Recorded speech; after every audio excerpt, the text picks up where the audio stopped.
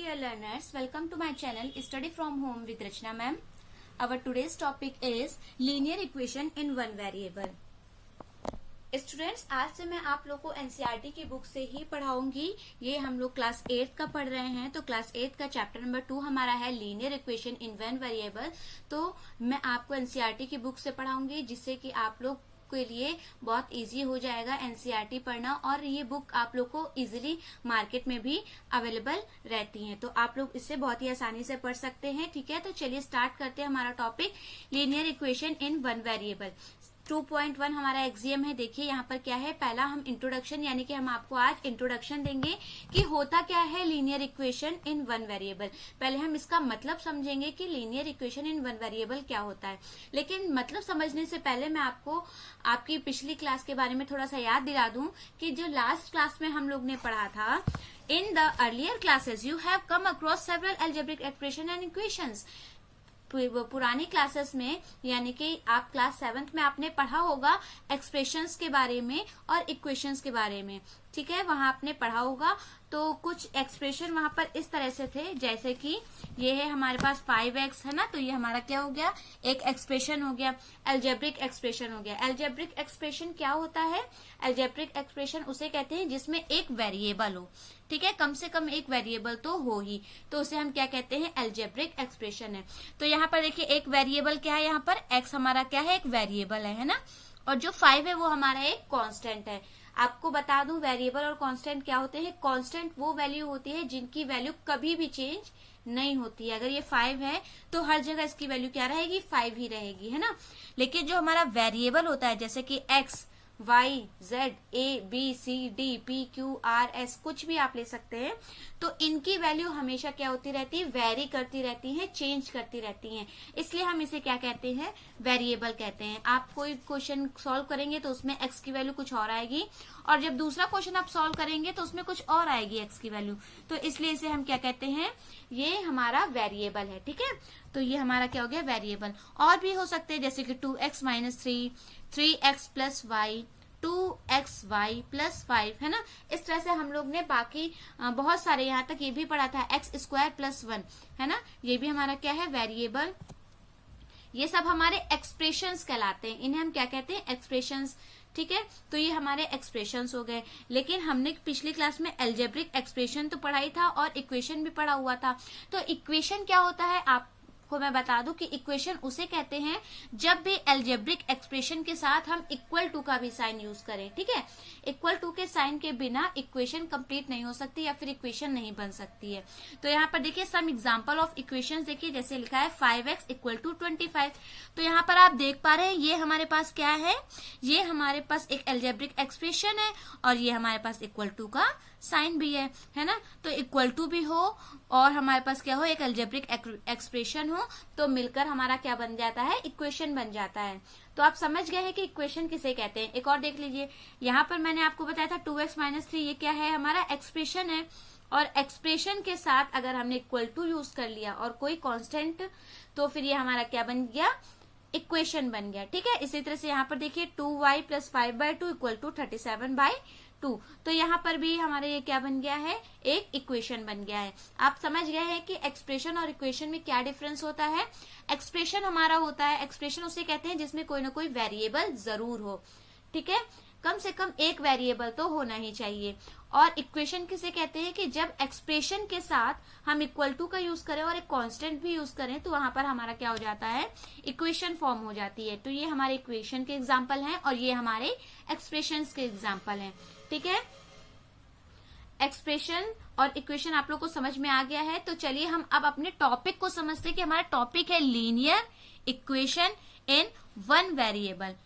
One variable, ठीक है, तो वन वेरिएबल का क्या मतलब हुआ, तो इसका मतलब हुआ कि जब भी हम कोई इक्वेशन फॉर्म करें तो उसमें जो भी हम एक्सप्रेशन रखें, ठीक है, कोई भी इक्वेशन मान लीजिए फॉर्म करते हैं, तो उसमें जो हमारा एक्सप्रेशन हो वो हमेशा क्या होना चाहिए, वन वेरिएबल का होना चाहिए। कितने वेरिएबल का होना चाहिए, वन वेरिएबल। देखिए यहाँ क्या लिखा है, expression with only one variable when we form equation, यानी कि जब भी हम इक्वेशन फॉर्म करें तो जो हमारा एक्सप्रेशन हो उसमें हमेशा केवल एक वेरिएबल होना चाहिए। ठीक है, अगर एक्स यूज कर रहे हैं आप तो एक्स ही होना चाहिए, और ऐसा नहीं होना चाहिए कि एक्स स्क्वायर हो जाए, ठीक है।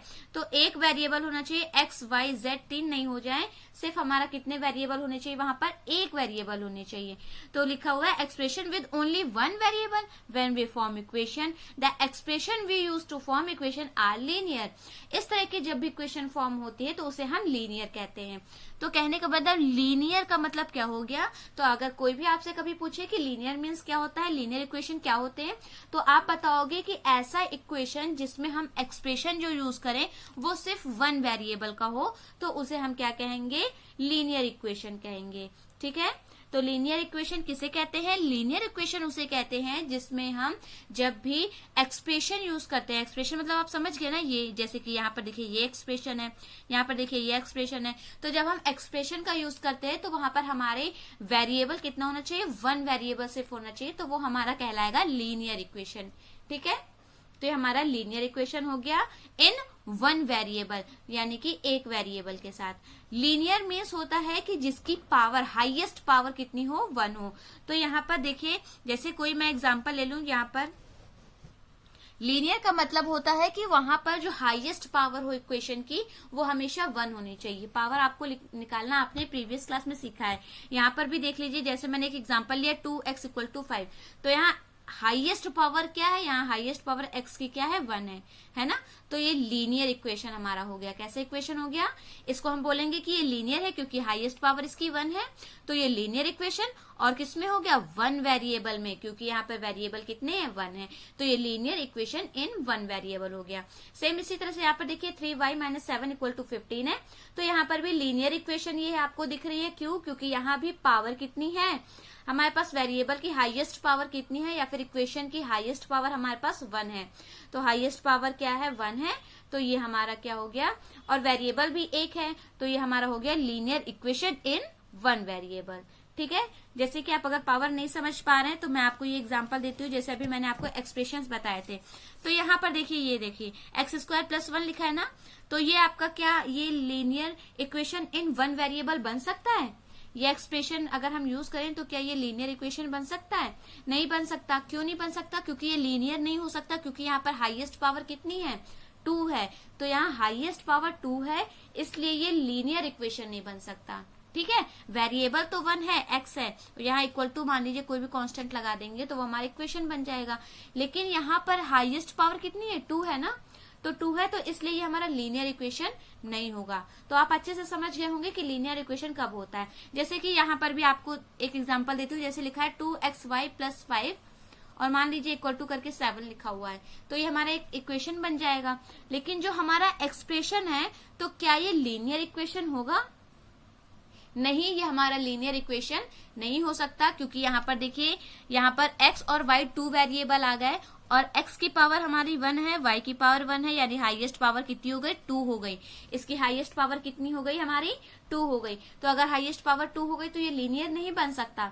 तो यानी कि linear equation in one variable वो होता है जिसमें इसकी इक्वेशन की हाईएस्ट पावर 1 होनी चाहिए और वेरिएबल भी वहां पर 1 यूज होना चाहिए। ओके, यहाँ पर देखिए, यहाँ पर हमने आपको बताया है कि वेरिएबल, इक्वालिटी और इक्वेशन किसे कहते हैं, ठीक है। जैसे एक एग्जांपल 2x - 3 = 7 है, तो यहाँ पे जो हमारा x है इसे हम कहेंगे वेरिएबल, ये हमारा क्या हो गया, वेरिएबल हो गया। ये जो हमारा इक्वल टू लगा हुआ है ये हमारा इक्वालिटी का साइन होता है, और जब हमारे पास वेरिएबल भी हो और इक्वल का साइन भी लगा हो तो ये जो पूरा बन के हमारे पास आता है वो हमारा क्या होता है, इक्वेशन होता है। तो इसे हम कहते हैं इक्वेशन। तो ये पूरा हमारा क्या बन गया, इक्वेशन। लेकिन अगर यहाँ कोई भी पार्ट मिसिंग हो गया, जैसे मान लीजिए वेरिएबल अगर हम यहाँ मिसिंग कर दें, 2 - 3 = 7 लिख दे, तो ये हमारा इक्वेशन नहीं बन सकता, क्योंकि इक्वेशन के लिए 1 वेरिएबल जरूर होना चाहिए, कम से कम एक वेरिएबल होना चाहिए। लेकिन क्योंकि हम लोग क्या पढ़ रहे हैं, लीनियर इक्वेशन इन 1 वेरिएबल, तो यहाँ पर 1 वेरिएबल होना चाहिए, ठीक है। तो 1 वेरिएबल हो गया, और यहाँ इस पूरी की इक्वेशन की पावर भी कितनी है, 1 है, तो ये लीनियर इक्वेशन 1 वेरिएबल हो गया, ठीक है।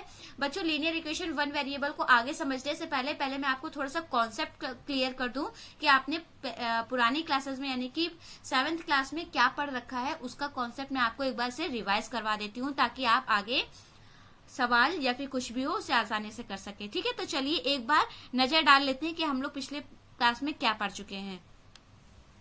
Late us briefly revise what we know. देखते हैं कि हम लोग क्या जानते हैं अभी तक एक्सप्रेशन के बारे में और इक्वेशंस के बारे में।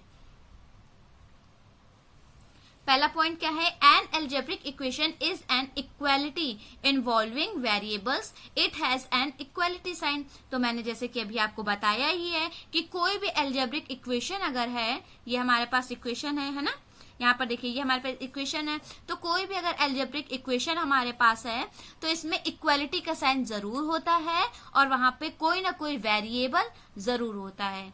ठीक है, तो ये हमारा क्या हो जाता है, एल्जेब्रिक इक्वेशन हो जाता है। ये पहला पॉइंट है जो कि हम पहले क्लास में पढ़ चुके हैं। अभी दूसरा देखिए क्या है, in an equation the values of the expression on the left hand side and the right hand side are equal. This happens true only for certain values of the variables. These values are the solution of the equation.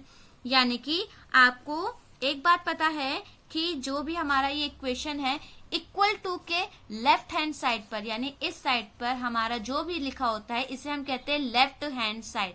ठीक है, ये हमारा LHS कहलाता है या फिर हम left hand side कहते हैं या LHS कहते हैं। ठीक है, और इक्वल टू के राइट साइड में जो भी होता है उसे हम कहते हैं RHS या फिर राइट हैंड साइड कहते हैं। ठीक है, तो कभी भी हमें अगर सॉल्यूशन फाइंड करना है तो हमेशा सॉल्यूशन फाइंड करने के लिए अगर हम कहें कि सॉल्यूशन क्या है इसका, तो हमेशा उसकी x की क्या होगी, वैल्यू फाइंड करनी पड़ेगी हमें वहां पर।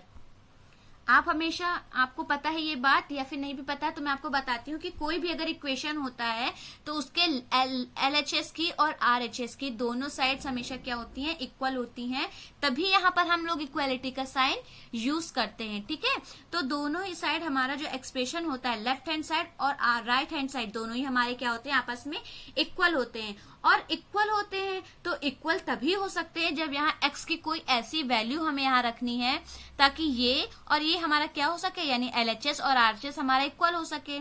तो x की जो भी वैल्यू होगी, है ना, तो x की जो भी वैल्यू आती है वही वैल्यू को हम क्या कहते हैं कि ये हमारा सॉल्यूशन है। इक्वेशन का क्या बनता है, वो सॉल्यूशन बन जाता है। जैसे आपसे कोई कहे कि कोई इक्वेशन मैंने दी और वहां पर उसका सॉल्यूशन बताइए, तो उसका सॉल्यूशन आपका क्या हो जाएगा, वहां पर जो भी वेरिएबल है उसकी वैल्यू आपको फाइंड करनी होगी, तो वो वहां पर उसका क्या हो जाएगा, वो सॉल्यूशन हो जाएगा इक्वेशन का। ठीक है, और आप कैसे फाइंड करेंगे, तो ये हमारा तीसरा पॉइंट आ जाता है। तो how to find the solution of an equation, यानी कि आप इक्वेशन के सॉल्यूशन को कैसे फाइंड करेंगे, तो ये मैं आपको बताती हूँ। वी एज्यूम, जब भी हम कभी सॉल्यूशन फाइंड करते हैं किसी भी इक्वेशन का, तो हम हमेशा एज्यूम करते हैं कि हमारा लेफ्ट हैंड साइड और राइट हैंड साइड इक्वल ही है। ठीक है ना, क्यों, क्योंकि इक्वल का साइन लगा हुआ है ना यहाँ पर, तो इक्वल का साइन लगा इसका मतलब ये इक्वल है, यानी लेफ्ट हैंड साइड और राइट हैंड साइड हमारे आपस में क्या है, इक्वल होते हैं, इक्वल है। तो यहाँ पर हम ये जो हमारे लिखे हुए हैं इन्हें हम क्या करके ट्रांसपोर्ट करके या फिर किसी भी मीडियम से इसे चेंज करके हम वहां पर जो हमारा वेरिएबल है उसकी वैल्यू फाइंड कर लेते हैं। ठीक है, तो उसकी वैल्यू हम फाइंड कर लेते हैं, लेकिन जब भी हम फाइंड करते हैं तो इस तरह से फाइंड करते हैं कि इक्वेशन के बैलेंस में, इक्वेशन जो है उसके बैलेंस में कोई भी कमी नहीं होनी चाहिए। ऐसा ना हो कि बैलेंस बिगड़ जाए। अगर यहाँ पर -3 लिखा है और आप इसको इस साइड ले जाएंगे तो यहाँ पर आप -3 लिख देंगे तो गलत हो जाएगा, यानी आपका बैलेंस बिगड़ जाएगा। ठीक है ना, तो ये -3 है, इधर जाएगा तो ये +3 हो जाएगा। तो हमें इक्वेशन को इस तरह से सॉल्व करना है कि इक्वेशन के बैलेंसिंग पर कोई भी फर्क ना पड़े, बैलेंसिंग डिस्टर्ब ना हो। तो वहां पर जब हम कुछ ऐसे ऑपरेशंस यूज करते हैं तो हम वहां पर अपने वेरिएबल की वैल्यू बहुत ही आसानी से फाइंड कर सकते हैं। ठीक है, तो ये सब हमने प्रीवियस क्लास में पहले से ही पढ़ रखा है, लेकिन इस क्लास में भी हम पढ़ेंगे, लेकिन इसमें हम पढ़ेंगे linear equation in one variable. बच्चों, आप लोग को ये बहुत अच्छे से समझ में आ गया होगा कि linear equation in one variable का मतलब क्या होता है। तो आज की वीडियो यहीं पर खत्म होती है। बच्चों, अगर आपको मेरा वीडियो पसंद आया हो तो इसे लाइक जरूर कर दीजिए, और अगर आप मेरे चैनल पर न्यू है तो इसे सब्सक्राइब कर दीजिए, और सब्सक्राइब करने के बगल में ही बेल आइकन आएगा, उसे प्रेस करना मत भूलिए, क्योंकि उससे ही मेरे आपको आने वाली वीडियोस की नोटिफिकेशंस मिलती हैं। वीडियोस को आप ज्यादा से ज्यादा शेयर करिए, और अगर आप मेरे साथ फेसबुक, इंस्टा और ट्विटर पर जुड़ना चाहते हैं तो उसका मैंने डिस्क्रिप्शन बॉक्स में उसका लिंक दे दिया है, आप लोग वहां से जाकर उसे देख सकते हैं। ठीक है, थैंक यू।